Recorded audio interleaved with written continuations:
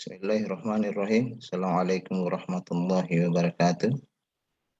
Adik-adik sekalian yang saya banggakan, pada pagi ini kita akan melanjutkan perkuliahan kita tentang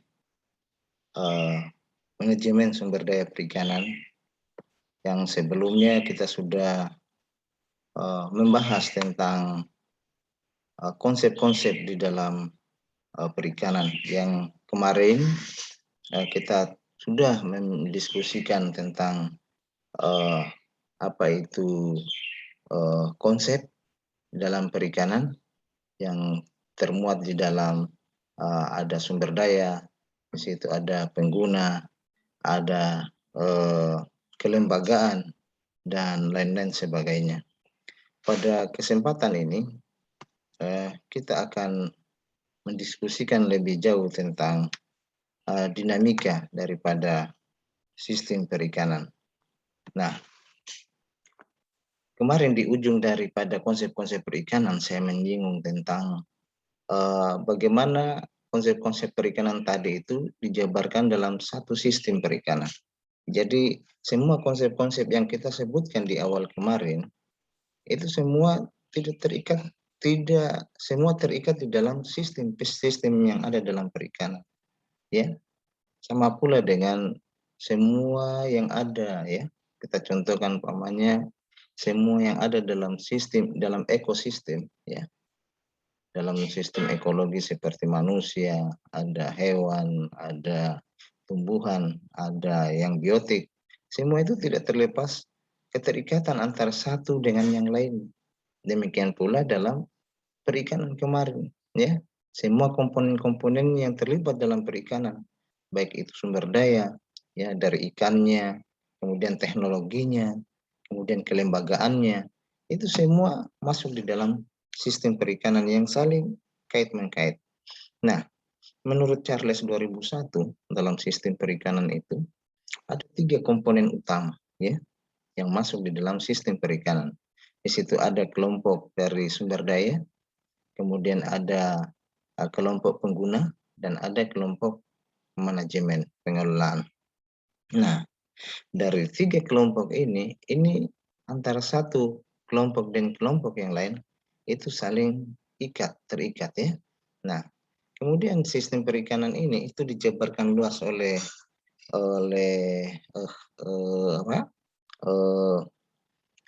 yang memodifikasi dari Charles ini, ya, Lucky Adrianto itu mencoba membuat sistem perikanan yang ada di Indonesia lebih detail, ya. Jadi sistem perikanan itu ada masyarakat dan pemerintah, dapat juga seperti ini. Kemudian ada pemerintah dan pengguna, ada sistem sosial, dan ada sistem lingkungan. Nah, kalau kita lihat di awal tadi, ini ada 3 komponen. Ada sumber daya, ada pengguna, dan ada kelompok manajemen. Nah, ini bisa diperluas sebenarnya dengan model yang ada di daerah kita atau di negara kita. Sistem perikanan seperti apa yang pas gitu, ya. Nah, untuk sistem perikanan yang ada di kita, maka masyarakat dan pemerintah, ya, tadi itu pengguna dimasukkan dalam satu kelompok. Nah, di sini ada pemerintah. Nah, kemudian ada sistem lingkungan, ya, ini sumber daya tadi, ya. Nah, kemudian dalam sistem sosial pemerintah di sini ada namanya ada pengelolaan di dalamnya. Nah, seperti itu. Nah, kalau kita lihat dari 3 komponen ini, ya, 3 komponennya, maka ini tidak terlepas satu dengan yang lainnya, ya. Bagaimana sistem lingkungan ini itu membutuhkan, ya, membutuhkan atau bagaimana masyarakat, ya, masyarakat pengguna, ya, pengguna di sini atau sistem sosial itu membutuhkan sistem lingkungan, ya. Kita membutuhkan makan, kita membutuhkan pangan, ya. Kita membutuhkan semua sumber daya yang ada yang untuk dimanfaatkan. Nah, begitu pula sebaliknya, ya. Nah, jadi ada hubungan timbal balik antara pengguna dengan sumber daya. Seperti itu. Jadi sumber daya yang ada ini juga membutuhkan adanya pengguna di dalamnya, ya. bagaimana untuk mengendalikan sumber daya yang ada. Nah, seperti itu. Nah, demikian halnya dengan pemerintah, pemerintah dan masyarakat, pemerintah dengan pengguna. Bagaimana sistem yang sudah ada ini itu bisa dikontrol oleh pemerintah di dalamnya. Jadi pengguna dikontrol oleh pemerintah, ya. Pemerintah juga demikian, ya, dengan pengguna. Dia juga butuh sebuah sistem yang mana di dalam sistem tadi itu bagaimana bisa uh, berjalan, ya. Jadi pemerintah pengguna, ya, di situ ada hubungan timbal balik antara keduanya, ya. Masyarakat membutuhkan pemerintah dan pemerintah juga membutuhkan masyarakat. Nah, di dalam sistem ini itu ada dinamika. Nah, dinamika, ya, kalau kita lihat seperti ini polanya. Jadi masyarakat dan pemerintah pasti saja ada dinamika, ya. Demikian sumber daya ikan dan lingkungannya. Ada dinamika. Nah, inilah yang dibutuhkan dalam sistem perikanan ini, butuh pengelolaan, ya. Nah, karena adanya dinamika tadi. Bisa saja umpamanya seperti dalam sistem lingkungan ini bagaimana kondisi sumber daya yang masih baik, yang masih banyak, ya. Bagaimana sumber daya yang sudah tereksploitasi berat. Nah, ini semua butuh pengguna, ya. Bagaimana bagaimana sistem pengelolaan yang dilakukan. Begitu pula antara masyarakat dan pemerintah. Bagaimana sistem kelembagaan yang sudah dibentuk, apa ada atau tidak, ya. Adakah model-model pengelolaan yang sudah dibangun? Apakah sudah jalan semua pengelolaan yang dilakukan? Nah, ini semua, ya, bentuk-bentuk daripada uh, sistem perikanan. Nah, dengan demikian maka semua sistem tadi ini yang ada dalam sistem komponen dalam sistem ini itu bisa dilakukan pengaturan.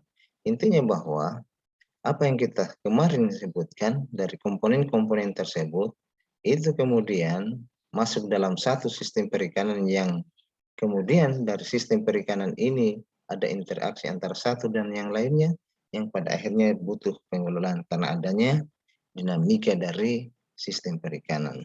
Nah, lebih jauh kemarin kita sebutkan sistem perikanannya, ada sumber daya, pengguna, pengelola.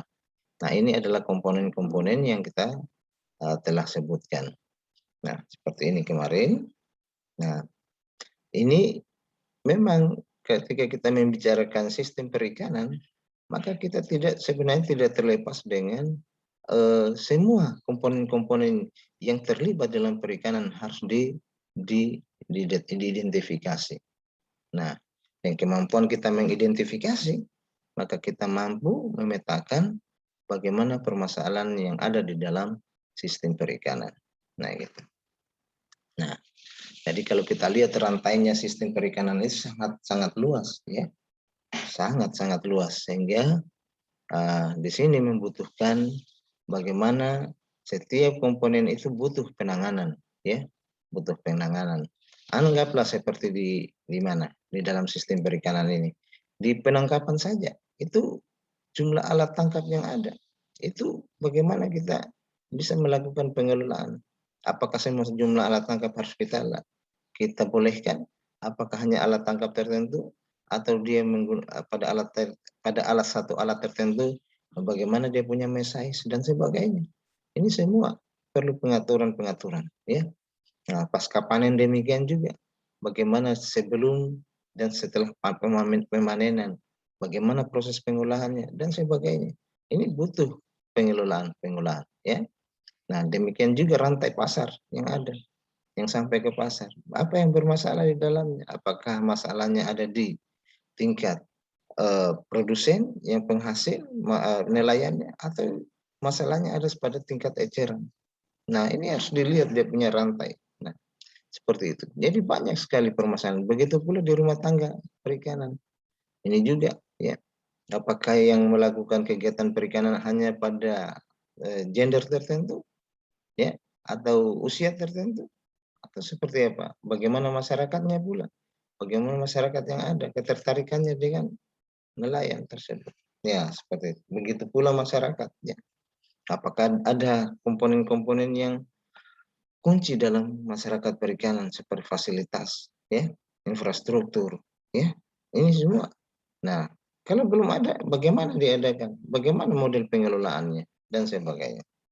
Nah, lingkungan sosial juga demikian.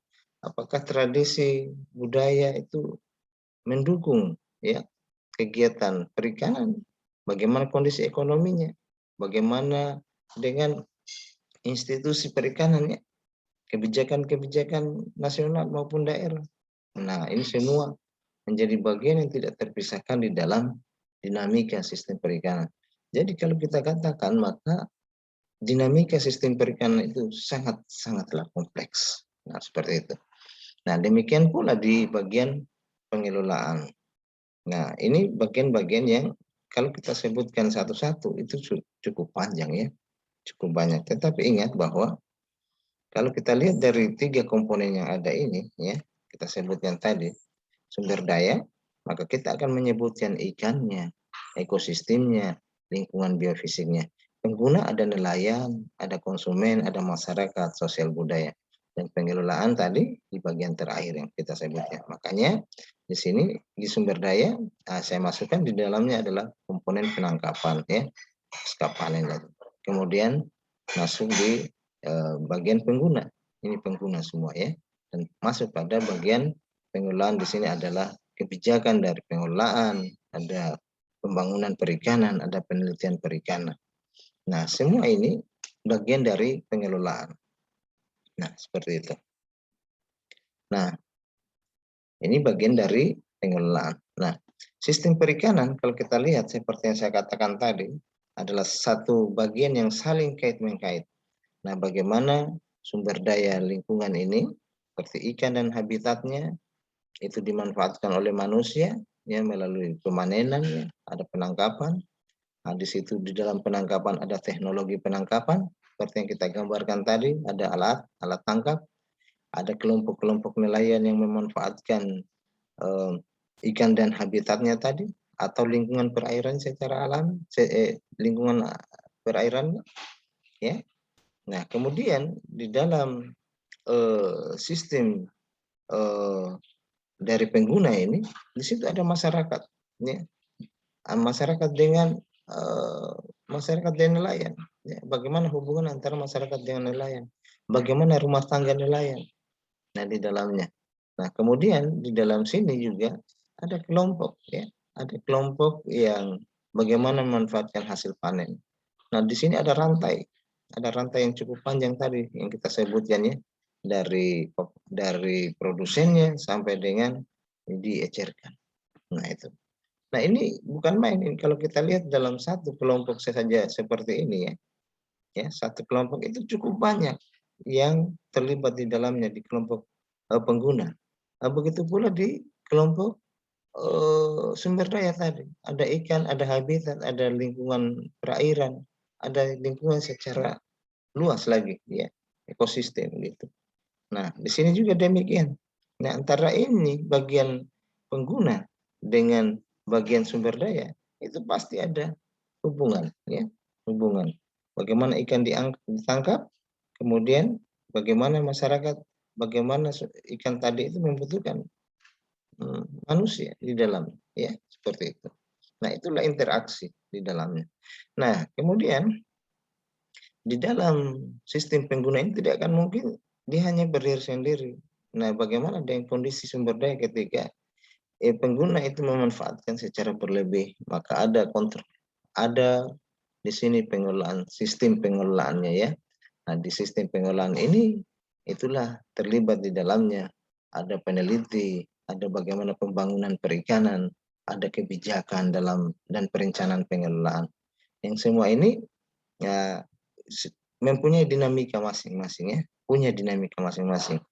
Nah, ingat untuk komponen-komponen yang ada di dalam setiap sistem perikanan ini dilihat di keterangannya sini ya, ada masing-masing ya. Nah, jadi itulah yang saya sebutkan di awal tadi bahwa yang ketika kita membahas tentang sistem perikanan itu sangat kompleks ya, sangat kompleks. Sangat kompleks. Nah, ini kita coba lihat keterkaitan antara komponen dalam sistem perikanan. Secara sederhana ini bisa digambarkan seperti ini. Ada ikan, ada kapal penangkapan, kemudian hasil tangkapan tadi dihasilkan dan ke pasar. Kemudian lebih luas lagi, kita gambarkan. Ada tadi lingkungannya, ternyata lingkungan terlalu tidak spesifik hanya seperti itu. Justru bisa digambarkan lebih jauh seperti ini ya. Nah, ada lingkungan sosial ya, rumah tangga, masyarakat, ada ikan, ada nelayan ya. Nah, kemudian ada dinamika model di sini. Nah, kemudian di situ ada hasil tangkapan, pasca tangkapan. Setelah itu dipasarkan, kemudian masuk ke masyarakat. Nah, kemudian dari masyarakat ini, lingkungan biofisik ya butuh.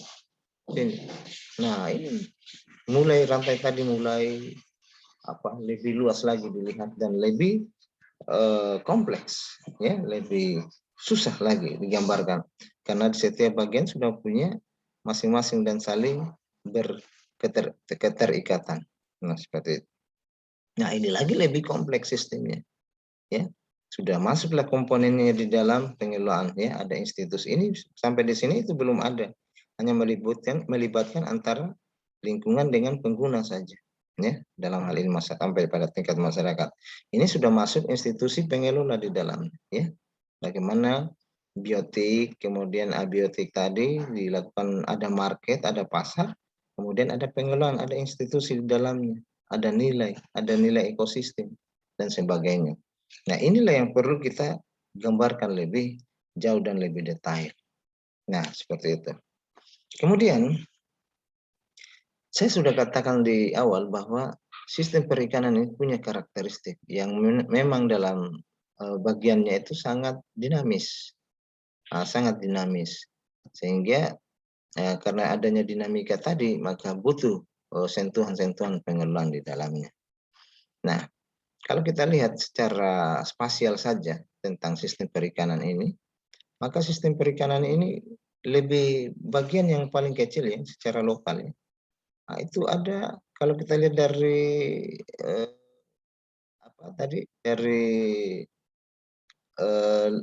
dari sumber daya saja ya, dari sumber daya, bagian sumber daya yang resources itu ada daerah fishing ground ya paling kecil. Nah, fishing ground ini ya daerah nelayan mengambil ikan pada tempat tertentu ya. Kemudian lebih luas lagi ya daerah tangkapan saja ini. Kemudian yang lebih luas lagi itu ekosistem ya. Kalau ekosistem kita bicara ya, itu lebih luas. Jadi dalam satu ekosistem itu berarti kita sebut ada ekosistem lamun, ada ekosistem terumbu karang, ada ekosistem daerah pantai dan sebagainya. Nah, lebih luas lagi kalau kita tinjau dalam sistem tadi, dalam sumber daya, maka di dalamnya ada multiple ekosistem, ya, terdiri dari beberapa ekosistem. Nah, ini. Nah, sekarang di bagian mana yang kita mau sebenarnya untuk melakukan pengelolaan? Kita mau melihat, ya, apakah hanya pada fishing ground-nya saja atau di ekosistem atau lebih luas dari itu. Nah, itu. Ini kalau kita lihat dari skala lokal sampai skala yang sangat besar. Nah, kemudian untuk yang pengguna, ya pengguna. Nah, pengguna sini ada komunitas perikanan yang lebih kecil. Ya, kalau komunitas perikanan ini seperti komunitas perikanan nelayan Bajau umpamanya, atau nelayan di mana gitu ya. Nah, nelayan A, nelayan B, ya. Nah, lebih luas lagi dari komunitas-komunitas perikanan ini, ya, kelompok-kelompok nelayan ini, maka ada wilayah pengelolaan. Nah, wilayah pengelolaan sudah lebih luas lagi ya. Itu sudah melibatkan WPP 31 dan gitu ya. 713, 714. Ya, itu dan kita terdiri dari beberapa wilayah WPP di Indonesia. Nah, itu wilayah-wilayah yang sudah dibagi-bagi ya. Nah, seperti itu. Kemudian ada jurisdiksi nasional ya. Sudah lebih luas lagi, setiap negara punya wilayah pengelolaan ya. Sistem perikanannya itu sudah diatur sedemikian rupa. Nah, kemudian antar negara ya, antar negara lebih luas lagi ya, lebih luas lagi. Nah, sudah melibatkan umpamanya nelayan perikanan di Skandinavia ya. Nah, negara-negara yang terlibat di dalamnya itu cukup banyak, ya, yang mengelola satu perikanan tertentu, pemain perikanan ikan apa, ikan salmon, atau perikanan ikan apa, tuna. Nah, itu sudah melibatkan antar negara. Nah, seperti itu. Nah, ini masing-masing punya model-model pengelolaan tersendiri dan punya dinamika. Ya. Nah, itu tadi kalau kita melihat berdasarkan spasialnya. Nah, di dalam karakteristik perikanan juga ada wilayah yang berdasarkan skala waktu. Ada perikanan yang sistemnya harian, ya, seperti nelayan kecil, pergi sore, pulang pagi, atau sebaliknya pergi pagi, pulang sore. Nah, seperti ini. Ya.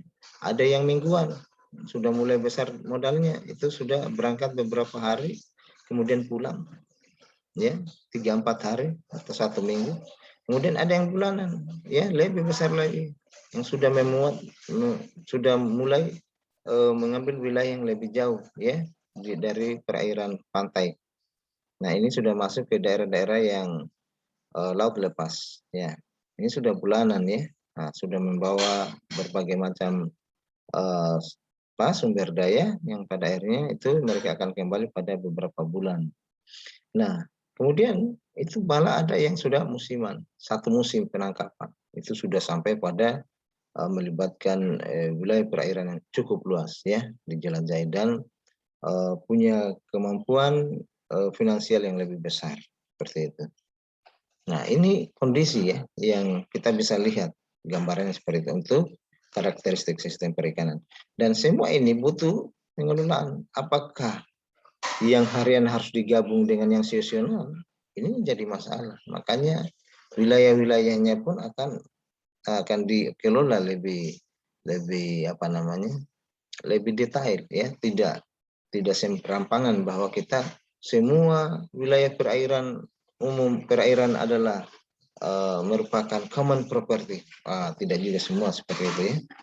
Nah, tetapi perlu dikelola dengan baik sehingga antara nelayan yang kecil dengan nelayan yang sangat besar itu bisa mendapatkan masing-masing dia punya rezeki, ya, seperti itu. Nah, kalau kita lihat dari kelompok tadi, ya, kita bagi, maka akan kelihatan ada yang skalanya kecil. Jadi kalau kita bagi berdasarkan spasial skala yang tadi, yang lokal ini, yang kecil-kecil ini, ya, dengan yang time scale-nya ini pada bagian sini, nah itu akan sangat berbeda, ya, dengan yang bagian kanan. Nah, yang bagian kanan dari karakteristik sistem perikanan ini. Nah, dengan begitu maka kita akan lihat dua kelompok, ada yang skalanya kecil dan ada yang skala perikanannya besar. Nah, akan kelihatan tadi. Nah, ini kita coba melihat dikotominya, ya, perikanan skala kecil dan perikanan skala besar bisa ditinjau dari tadi, ya, dari baik itu spasialnya maupun temporal, ya, gitu. Nah, kita lihat perikanan skala besar dan skala kecil. Untuk skala kecil, istilahnya itu namanya artisanal, ya. Untuk perikanan pantai, ya, perikanan pantai itu namanya artisanal, ya, yang hanya pergerakannya itu di sekitar perairan pantai atau perairan pedalaman, ya, perairan pedalaman, yang mana daerah jelajahnya itu masih kelihatan pulau, gitu, ya, tidak jauh-jauh dari pulau. Nah, kemudian ada perikanan skala besar, ini sudah masuk pada istilahnya itu kalau kita gunakan perikanan industri atau korporasi, ya, untuk negara maju, ya, korporasi. Nah, kemudian lokasi penangkapannya ini tadi wilayah pantai saja dia, ya, ini Pasang Surut, Intertidal, ya, laut-laut pedalaman. Nah, ini sudah masuk pada laut lepas dan jauh dari pantai, seperti itu. Nah, kemudian tujuan umumnya, nah di sini tujuan umumnya. Nah, untuk ini untuk nelayan skala kecil ini banyak tujuannya. Umumnya masih bercampur dengan tujuan-tujuan sosial, budaya, ekonomi, ya. Jadi ekonomi itu sangat kecil karena memang mereka masih menganut kehidupan sosial, ya, masih ada interaksi sosial dengan masyarakat, sehingga kadang-kadang ikan yang jual itu masih proses tawar-menawarnya masih lebih banyak rasa iba, seperti itu ya. Diambil sajalah, berapalah, nah seperti itu. Itu masih skala kecil seperti itu ya, belum mementingkan keuntungan. Tapi kalau perikanan skala besar, itu sudah ada nominal ya. Jadi mereka tidak mengendalikan, sudah dikendalikan pasarnya itu pada pasar dunia seperti itu. Sehingga mereka betul-betul harga itu sudah jelas ya. Nah, dengan demikian maka betul-betul mereka itu memaksimalkan keuntungan. Gitu. Nah, kemudian pada bagian lain tujuan khususnya itu dia kalau skala kecil itu ya hanya untuk menghasilkan bagaimana makanan. Nah, dalam waktu yang cepat. Jadi pada prinsipnya mereka adalah produksi pangan. Nah, untuk mempertahankan hidupnya perikanan subsisten seperti itu ya. Kemudian untuk yang di skala besar itu sudah orientasi ekspor dan devisa seperti itu. Nah, tujuan terkait penggunaan tenaga kerja ya penciptaan lapangan tenaga kerja untuk yang skala kecil karena dia akan melibatkan semua komponen sosial yang ada ya seperti itu. Sedangkan di perikanan skala besar dia berusaha untuk meminimalkan tenaga kerja karena sudah menggunakan mesin dan sebagainya. Nah seperti itu. Kemudian mode produksi. Nah itu tadi saya katakan bahwa dia adalah subsisten ya. Jadi kalau tujuan komersilnya itu pun masih pasar-pasar lokal. Sedangkan ini sudah market yang dikendalikan oleh pasar dunia. Nah, input produksinya ini betul-betul masih intensif tenaga kerja ya. Nah, penggunaan teknologi yang sangat rendah, sedangkan di sini sudah kapital dengan teknologi baru ya. Nah, koneksi ke masyarakat, nah ini jelas ya. Kalau perikanan skala kecil, hubungan antar individu dengan masyarakat itu cukup erat, sangat erat. Dan sedangkan di perikanan skala besar itu sudah memisahkan diri. Kadang-kadang mereka sudah mengisolasi diri ya, sehingga terpisah dengan komunitas yang masyarakat yang ada di sekitarnya. Nah, artinya bahwa dari skala besar dan skala kecil maka persepsi umum yang dibangun bahwa untuk perikanan skala kecil itu sangat tradisional dan teknologinya rendah. Sedangkan skala besar itu modern, perusahaan multinasional. Demikian ya. Nah, untuk itu, maka pada kesempatan ini saya berharap mahasiswa ada tugas di sini. Tugasnya adalah mahasiswa menggambarkan tentang dinamika ekosistem, dinamika sistem ya. Ya. Dinamika sistem perikanan yang ada ini dijabarkan hubungan keterkaitan antara masing-masing ya, keterkaitannya.